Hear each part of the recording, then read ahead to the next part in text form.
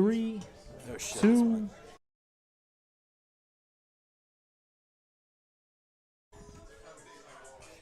It is that day of the year, folks, a day that has brought agony to the fans of the Cincinnati Bearcats since 2001. Niehaus was about 3 years old the last time the Cincinnati Bearcats and Steve Logan and Bob Huggins went into Cintas Center and took down the Xavier Musketeers. Tonight, they have that opportunity. Line's been moving. It's been -1 Xavier. It's -1 Cincinnati. Just about a pick 'em over at Cintas Center. What's up, everyone? It's Chatterbox Bearcats. We are live at Martino's with a studio audience on hand. Let's hear it at Martino's. Get your ass over here if you're not here right now. They got the best stromboli, big subs, and we're leading you up to tip-off between the Muskies and the Bearcats. Crowd today. We got Houdini on the panel. We got Nick Niehaus, Eric Lilly. Houdini actually had a late night on Oscar Watch, protected the statue, but he let loose. He got his Dunkin' Donuts as a 32-year-old man, left a little bit early, and they got the jersey on our institution. They got to me. I'm too old to be doing that right now. The younger group, the younger generation needs to be guarding that statue. I took a little sabbatical to grab a Dunkin' Donuts coffee and, of course, a 2-foot hoagie from Martino's, and lo and behold, they got to the statue. But I'm excited, man. I've been nervous about this game, and as we all said, I've just convinced myself now that we're going to win by double digits. Eric Lilly, he's our statistician on this show, provides all the good nuggets. Stat of the day for me, Lilly. What is it? Chuck, we're throwing out stats today. This is a shootout. We know it all goes out the window, but no, the stat of the day is Xavier can't guard the rim. And we need Day Thomas, we need Sean Abayev to take it to the rack and convert. I guess the big question is Niehaus' zone defense. It's been hieroglyphics to the Bearcats. We have no idea what we're doing when it comes to his zone defense year after year. Xavier's probably going to try it a little bit on UC. How do we get the ball down low? How do we get Abayev in the middle? How do we scheme something to get some dudes some open shots? Because I swear, if these 30 people that are live in attendance right now are watching me go mad and slam my fist and stomp my foot as the Bearcats are just chucking it around the corner, we can't have that. How are we going to get some easy buckets? Well, we need the talent to overcome the coaching. I don't want to, put that narrative out there to start the show because of what's going on recently, but we need the talent to show up. I said it all week. It's like we have two completely opposite teams where UC has the talent, where maybe we're lacking in the coaching department recently. I mean, we lost to Eastern Michigan. I don't think it's crazy to say that. Xavier, they've gelled because of the coaching. I don't think they have much talent. So that's where you have to see UC get the ball in the paint, go to the rim. That's where this game's going to be won. It's at the rim. Every year you feel like you could go into this game and there's a player on the other team, whether it's, Stainbrook or Freeze or Dietrich Finn or Lionel Chalmers, that you've seen for years and years that you've come to just kind of hate in this game. For Xavier, I have no animosity towards any of them. It's just we know friends of the fan base, things like that. But in terms of players, I don't know any of these guys. It's a strange shootout compared to a lot of years past. It's definitely different, and Niehaus hit the nail on the head. The talent discrepancy is so large. You can look at anything you want to look at. NIL money, we basically double what they're paying their players. It's essentially a Mountain West roster, and they're favored at home. It's embarrassing. And a first-year head coach with Richard Pitino, and this is supposed to be when Wes is in his groove, his 5th season, and that's what gives me a little trepidation. I'm like, can he truly out-scheme Richard Pitino? Because he's squeezing everything out of his players, and it doesn't seem like Wes Miller can figure that out. All right, Lily, the big question is, who are the X factors tonight for UC? I mean, Bob Miller, the facilitator, got to get it in his hands, especially if they're running zone. He's got to have a big night. He's got to crash the glass. Chom has to do more than he did against Tarleton, obviously. But to me, it comes down to the guards, between Day Thomas, between Jizzle James. No, I don't want to speculate there, but he is with the team, so that's good to see. I don't think he's coming out in a jersey in this one. But when it comes to the guards, who's going to step up in this one? To me, this rivalry, the thing that's been lacking for us has been the dogs. Like me and Niehaus talk in the midweek show every week. We don't need no cats. We don't need no meows. Yeah, we show up soft every year. More like a dog. They make their shots. We don't. And so, to me, the players of the game for us are going to be Kirk Risa, Sincere Harris, Day Thomas, Abayev. To me, those are the guys that have that mentality, and it's got to be those four. Buck Harris, man. I mean, how excited are you to see Buck Harris in his first shootout? Technical foul, right? Maybe. The player of the game for me has got to be the big guys because we're way more athletic than them. So Mustafa Cham has got to show up. Baba Miller has got to show up. I'm pretty sure Baba Miller's line, not to get into too much betting, but it's 12.5 points. 12.5 points for our best player on the road. You know what I mean? Those two in the front court have to show up. If we get into a 3-point shooting contest, I said it to Reed on Off the Bench this morning. That is the worst recipe for us by far. If we do the thing where, God forbid, they run a 2-3 zone, I'm talking the most elementary level defense you've ever seen. It seems to break the brain of everybody on the UC coaching staff. If we start just hucking threes, we're going to lose the basketball game. We got to take advantage of our size and athleticism and the fact that we have more talent. It just needs to be done. How do you do it? I don't get paid $3.5 million a year to figure it out. Somebody needs to. You do get paid a good chunk, though, by our sponsors over here at Martino's. Thank you for hosting us tonight. Anyways, you were on Off the Bench this morning with our producer over there, Mr. Reed Mouse, and he asked you what your favorite Bearcats moment was in the Crosstown Shootout, and you said you buckled, you panicked, and you said the Jihad Muhammad 3, which wound up being a loss. I'll give you an opportunity to correct yourself and your favorite Bearcat Shootout moment. Listen, I literally thought about this all day, and I really don't. It's the brawl. It's when we got in a fist fight with Xavier. It truly is. We lost the game. We went to the Sweet 16. There's not a lot of happy moments. Troy Copain hitting a 3. I'm putting it on a tee for you. That's fine. I know you told me that before, but that would be cheating. In my mind, I just remember Jihad Muhammad hitting the 35-foot. I think he might have banked it, honestly. And I was ecstatic. And there's not a whole lot of good memories in the Crosstown Shootout. And it's crazy because the talent discrepancy hasn't been much over the last 20 years. No. And the record does not show that at all. No, it's crazy. It's really wild. Seton Hall's been able to go into Cintas Center and win one game since I saw 2001. DePaul beat Xavier when DePaul won 4-8. Yeah. Dude, we have not beat this program, and I say we as if I'm on the team and went to school here. Suit but up. The Cincinnati Bearcats have not. I still have eligibility. They have not won back-to-back in this series since '96. Niehaus wasn't alive. He wasn't alive Nope. the last time they did it. I mean, this isn't Duke. Wasn't alive. Xavier, the one thing that I'm so happy about, I was, preseason, I was like, Xavier finally has a bad team. I feel like Xavier has one thing going for them is they've never been truly awful. And going into the season, you thought that they were going to be really, really bad. And then Richard Patino, I guess, pulls some rabbits out of a hat. They hit 16 Why are we threes acting like against they're West so Virginia. damn good? I know, that's what I'm we saying. pump They're the not brakes good. a little bit. Why are we Xavier's giving them not so much good. So credit? they had tight games against Marist and Lemoyne. They're And not everybody's good. like, all right, this might be the worst Xavier team we've ever seen. They beat West Virginia. They hit 33. They shot 60+% from 3, right? That can happen every now and again. And then they have a tight game against Georgia, and all of a sudden everyone's like, Xavier's actually really good. Yeah. I don't think this team's good at all. The question is UC actually just bad? That's what we're going to find out tonight. Oh, God. That's never a good position to be in.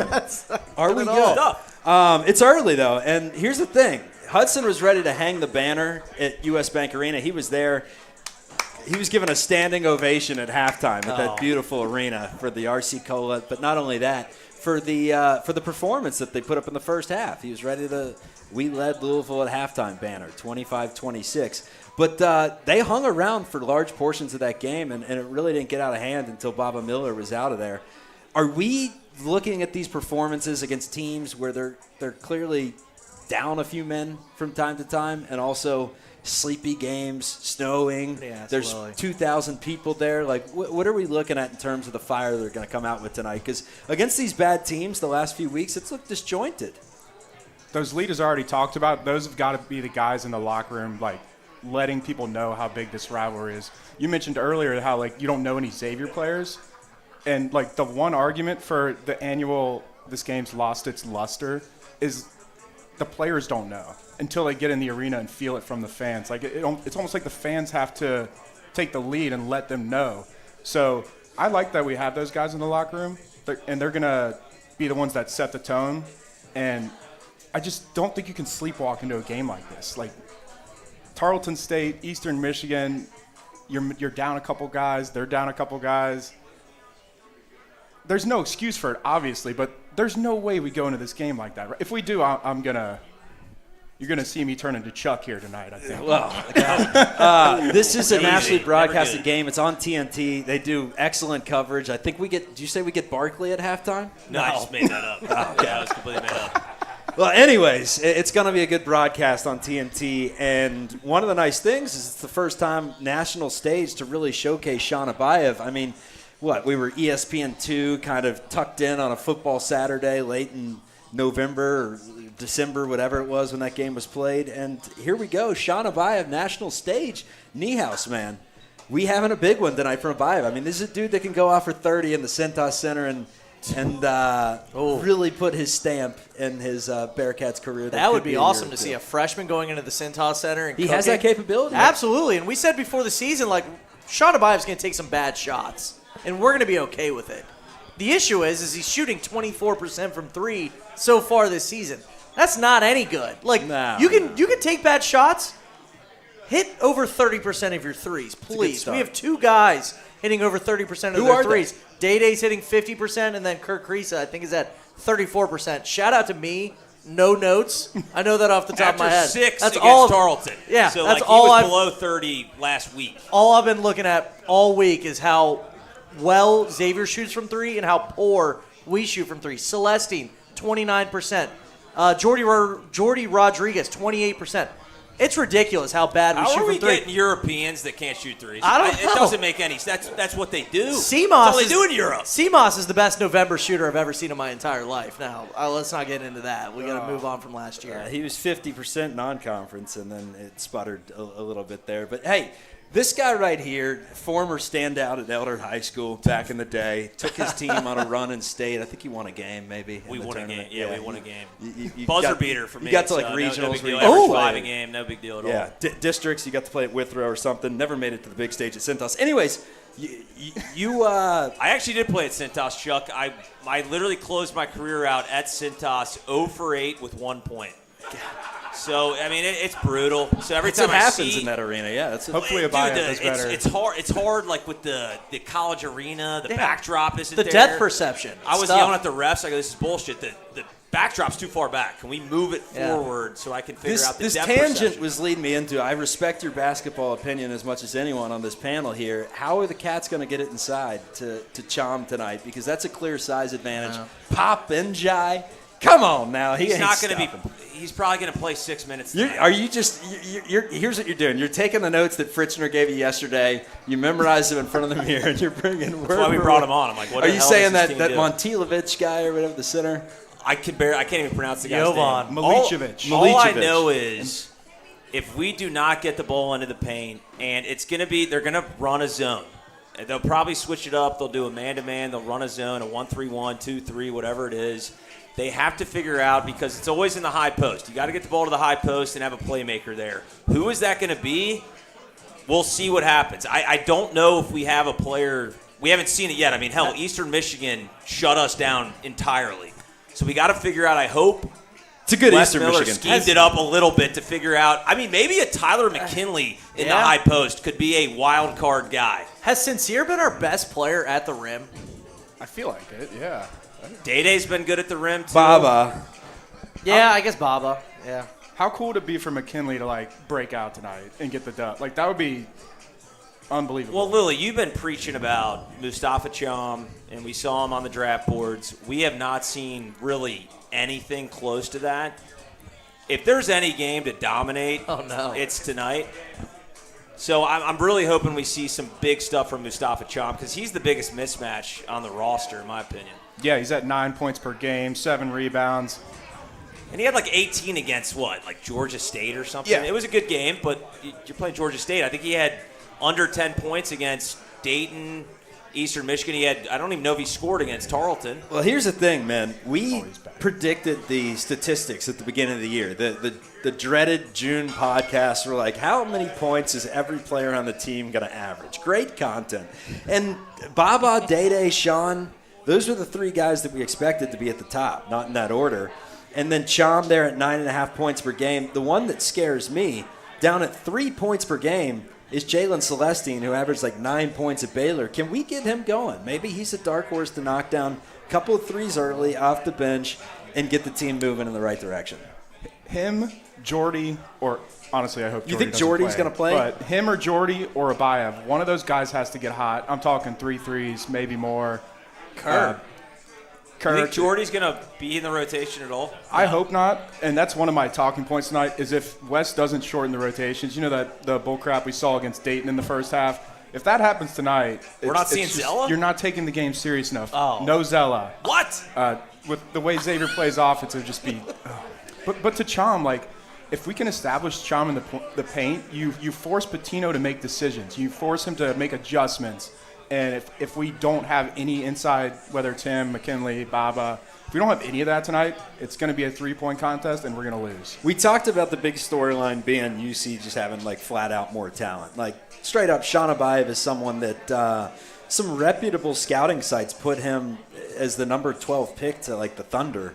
And a recent addition there. We've seen, Chom is someone that could maybe go late first, second round. Baba Miller, I think, is a guy that could get drafted. He's averaging 14 and 10. I mean, we're sleeping on the fact that Baba Miller, through 6 games, in 28 minutes per game, is averaging 14 and 10. Who's the last cat to go for a double-double? Like, did Clark do it? He was close. For a double-double. Oh, average double. Probably not his whole season, but he was damn close. He was probably doing 13 That's and 9. impressive. Yeah. We're sleeping on a dude that's going for 14 and 10 and hasn't really developed a jumper yet. This season's going to go as far as that man takes you. What's he shooting from 3, Lily? Is it 17. It's terrible. See, and he was a decent three-point shooter at Exactly. FAU. But, to that point, we have 6 guys like that right now, and Xavier has 6 guys doing the opposite. Overperforming. It's like Chom, dude. I got to see Chom make a 3 a game. If Chom makes I don't a 3 know if I tonight, do we're need winning. to see it. I do. Because every No, time 'cause he I- takes one at Fifth Third Arena, you hear the entire place just groan. And I'm like, I'm sick of it. Like, we know Chom can make these shots. Shot 29%. I know, but at what volume? Because Sean Abayev shooting 24%. Celestine, for example, is shooting terribly. But when the ball releases from his hands, you actually feel good about it. When I see Chomp shoot, it feels like I'm watching Aziz all over again. I truly. Yeah, it's not, though. It can't not, be though. like this. But I don't know. Even last year, remember, there's no way that Skillings and Seamoff. Lukosius would keep doing this, and they just kept doing it. Yeah. That's what I'm worried about. Yeah. What is going on? Because if you want to blame coaching, sure, but just to put the ball in from the perimeter, I don't know if that's a coaching issue. Is it a bad juju? I don't know. In Clifton. I don't know, but I think a performance from Hinder across the street at Bogart's could change that tonight. They're saying it's going to be one of the most epic in the history of concerts. To answer the question that we had earlier, I think I asked the question, so I'll give you the answer. Lily on the sticks here was able to pull it out right away. It was Trayvon Scott, last player that averaged a double-double, 11 and 10 and 19-20, a year that was cut short due to COVID. I really believe that team had the juice to get to the Final Four. And John Brannon's career would have gone very much different, as the Cumberland brothers would have been featured in SI or whatever. Wes Miller, though, man, this is a huge, huge game in terms of getting the train back on the tracks. I'm under the belief that it's over. I mean, I've seen all I need to see. That's just honesty. With that being said, a good way to get your fan base back on board temporarily is to do something that no coach has done since 2001. Really is. It's so crazy. Every time I see the stat that we haven't won back-to-back since '96, it truly blows my mind. And for Wes Miller, we'd remember him for Jordan and taking down Xavier 2 in a row. His legacy would be completely different. And Richard Pitino's already doing it. I saw Niehaus tweet about it, where he's really underplaying this game. He's like, for sure. The kids don't care about Just the another history of the. I'm like, what are you talking about? Yeah. The history means everything. That's the reason this rivalry is so fun, and the players need to get into it too. I'm sure they will. I mean, even last year we had a bunch of new guys, and it was intense. Absolutely. The crowd's going to get into it, but for Wes Miller, it's not going to change everything if he wins this game. We're not going to be like, oh, extension, Wes Miller.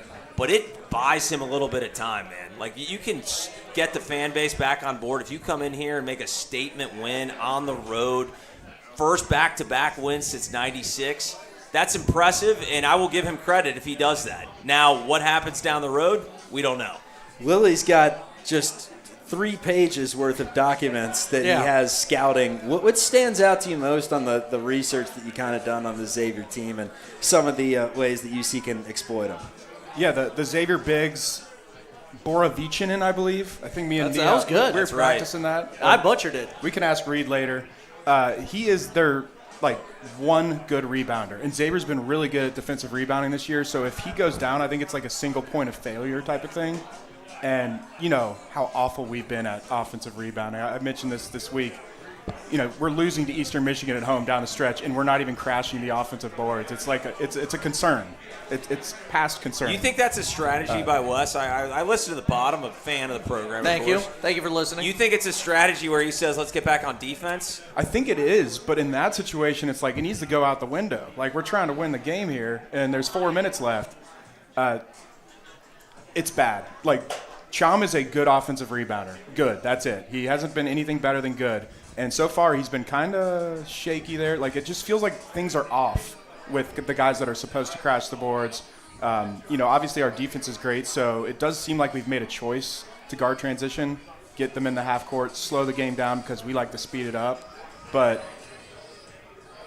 we got to get some offensive boards to win this game. I wonder if we finally see a new formula in Cintas Center, because the last 24 years at this point, so 12 matchups there or whatever, although there was the Crosstown Classic for a couple of years there, so maybe 11.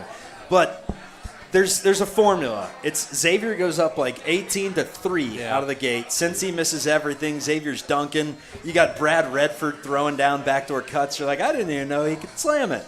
And you're down 18. And then the other formula is just heartbreak. Hudson's favorite game ever, the Jihad Muhammad.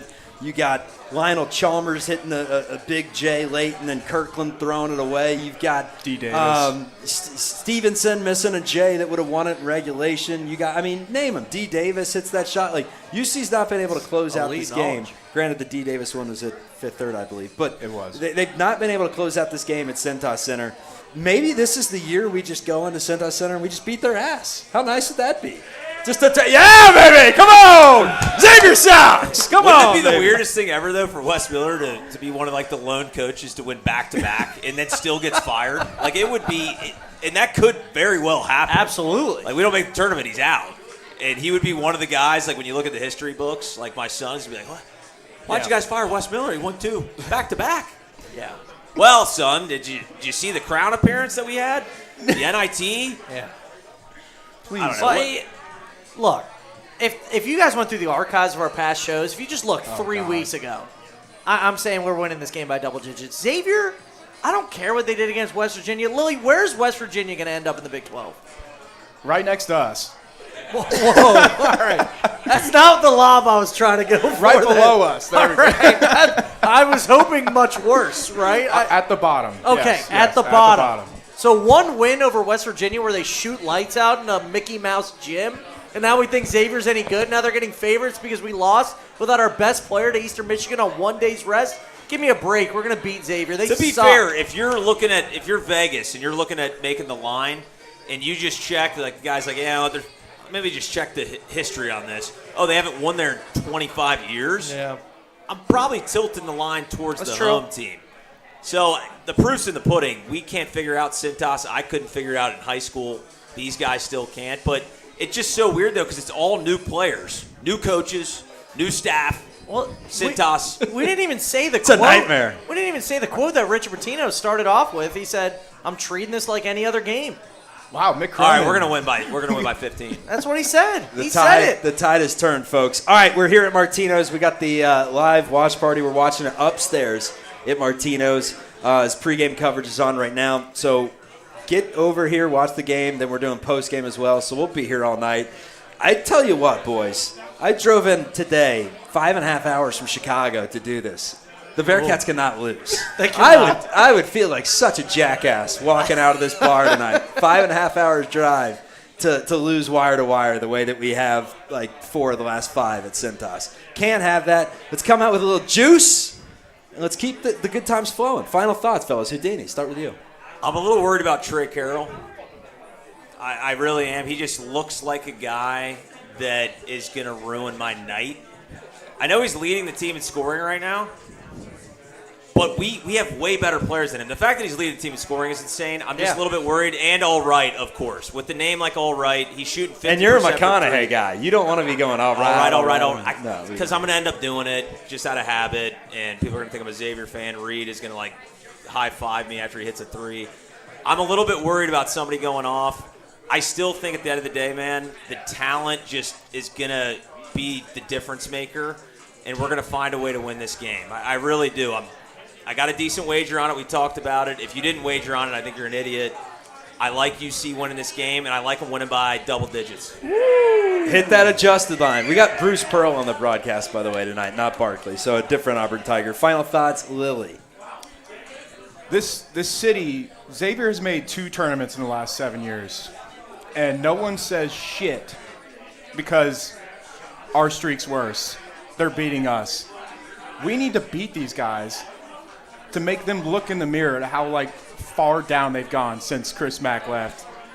We need to switch the script on this. Even if Wes is gone, it would be if Wes wins this game and gets fired, I feel like next year we'll be like, thank you Wes for getting us to this momentum for the next guy, Josh Schertz. It'd be nice to get into a game next year if they're looking ahead to next year because I like to live in the future. And let's get a win streak going for Niehaus for the first time in his life. Come on, Niehaus, let's go. That'd be nice. You know what? I think the Xavier team sucks. I've said it all year. And I don't think that one win over West Virginia where you shoot lights out again in a Mickey Mouse gym changes anything. West Virginia is not any. You got the warm up. You're ready to play, I'm baby. ready That to thing's sick. Put me in, coach. Let's go. Put me in. I think you bought that from Teron Barker off eBay. I think I would shoot better than 17% from 3, which is what? Who's doing that again? Baba's at 12. Baba's 12% from 3. I think I could do better Can than that. we admit Santa Clara is good? Santa Clara is good. Santa Clara is damn good. That's fine. Yeah, That's they've fine. had Jalen Williams and Brandon Pajimski. They've had more NBA guys go through that school. than us in the last 20 years. Regardless, we haven't been able to say that Xavier's been bad in a long time. Their worst team was when God, I can't even name the guys. It was like Travis Steele's first year, but anyway, they weren't even that bad. This team, they're gelling because Richard Martino's probably a decent coach, but you go in there, Let's beat them. Let's get back on track. And you gotta it's coming up next. You gotta beat It's at Martino's. We're turning on the audio. Thank you for tuning in on YouTube. Check us out after the game. Catch us on your audio podcast and hit that like and subscribe. Go Cats.